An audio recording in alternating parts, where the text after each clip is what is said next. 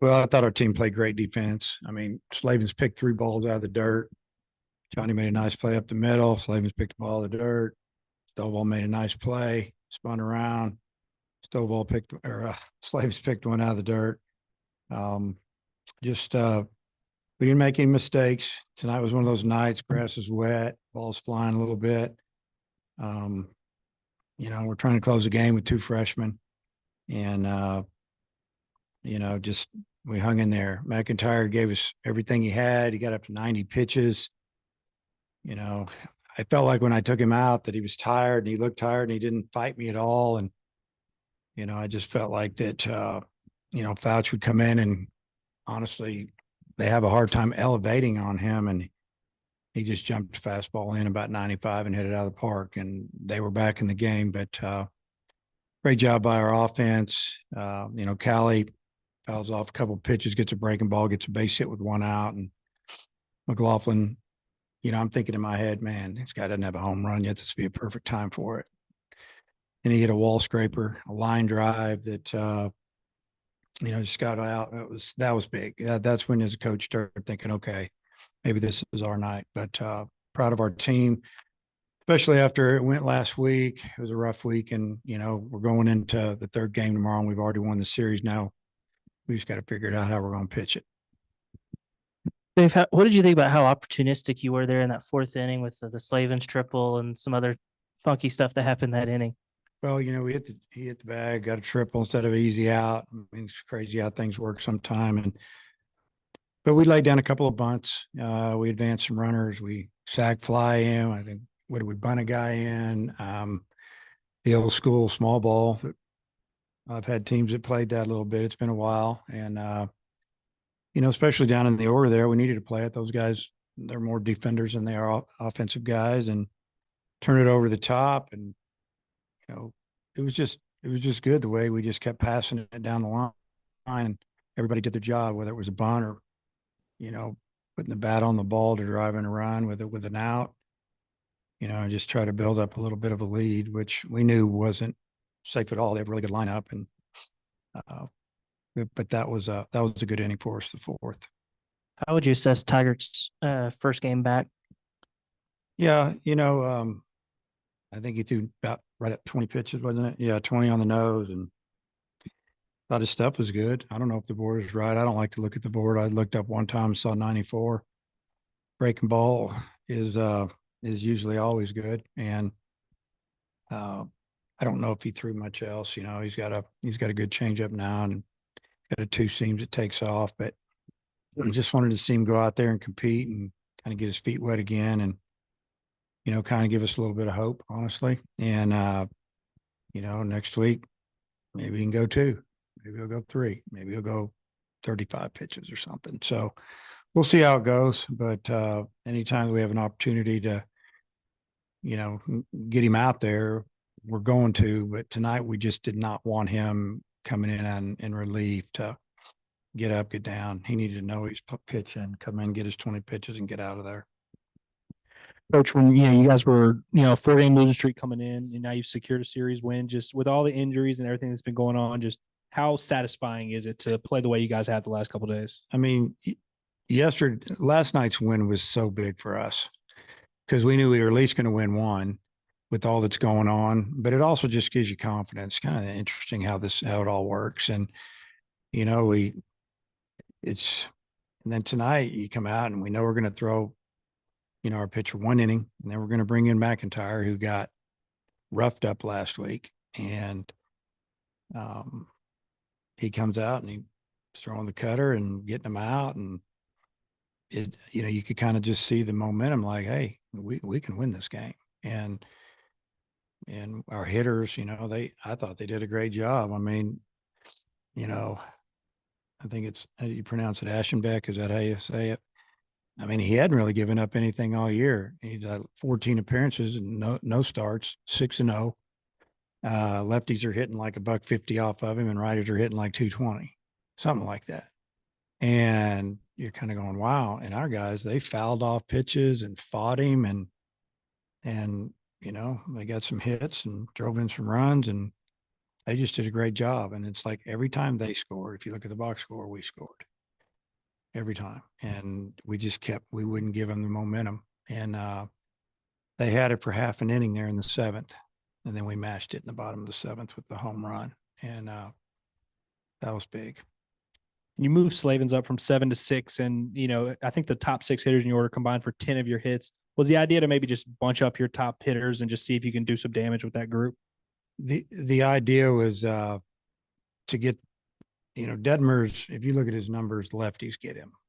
If you make him throw it over the plate and the umpire isn't giving him that arm side fastball away, you can get his pitch count up. So I basically, like last night, I didn't want 3 lefties in a row with their lefty. I wanted a righty mixed in there. Tonight, it really didn't matter. I wanted to get every lefty I could. And I actually pulled the lefty before he even got in a bat. I felt bad about it, but talked to him about it and told him your time's coming. The kid doesn't have an SEC at bat.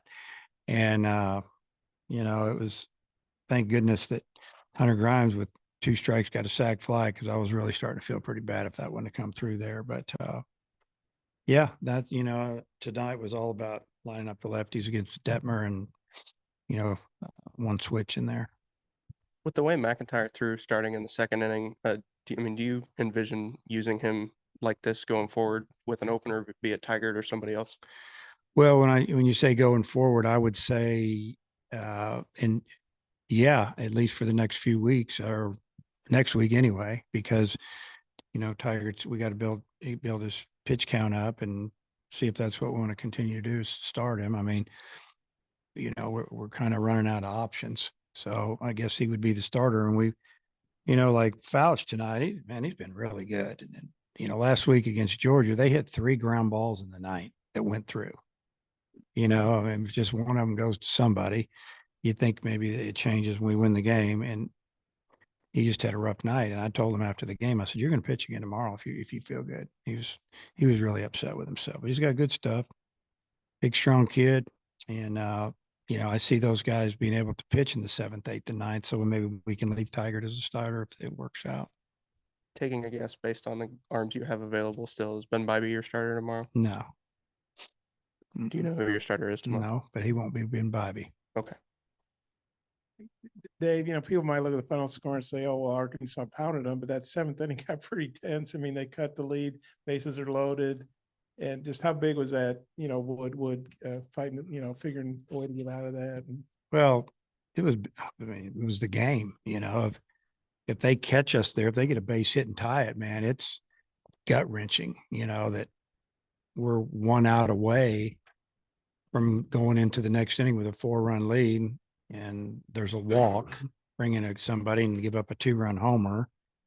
And then next thing you know, they got the bases loaded. If they get a hit there and tie it or take the lead, it's 2 nights in a row where we've got that feeling again, like, oh man, this is unbelievable. But Wood came through, throw some good pitches, some breaking balls there, and got a little bit of a high carry fastball that, it's pretty effective. And, we felt like 6 outs is what we wanted him to get at the most. He ended up getting 7, but it worked out. And then, am I understanding right? You had a feeling McLaughlin was going to hit a home run? Or No, you're just wishing he did. Yeah, I said I knew that he hadn't hit a home run this year, and I was thinking this would be a perfect time for it.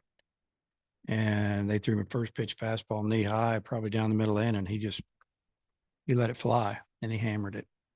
Any kind of update on Dylan Carter? The first update is a good update. And then, but he's going to go get an MRI with dye in it on Monday, just to double check and make sure everything's right. And if it comes back clean, then you may see him again this year. Mm-hmm. What about on Josenberger? Have you got an update on him? And just that, I still don't know. I mean, those injuries like that, it's so unpredictable, especially with a guy that's a runner. He's getting to work out every day. He's being worked on 2 and 3 times a day, maybe 4. But I mean, I don't see him playing next weekend. Your home record's really good this year, and I know it is, most years for you guys. But what about this team? Do you think why are they so confident here? Do they played really well here. You know, I can list a couple of teams right off the top of my head that did not play well here. 2009, we didn't play well here. 2022, we didn't play well here as well here as sometimes we played on the road. This year, they play well. They field here, they hit. I don't know. You know, just the way it is. You know, the crowd was great tonight too. You know, it wasn't a huge crowd for here, but it was a really good crowd and it was loud. I mean, they made some noise. We appreciate it. Do you think coming out of the bullpen for Will settled him down at all? We like Will out of the bullpen. I think it's, yeah, some guys, maybe you think about it all week and the night before you don't sleep much and come out and pitch, you know, you come out of the pen.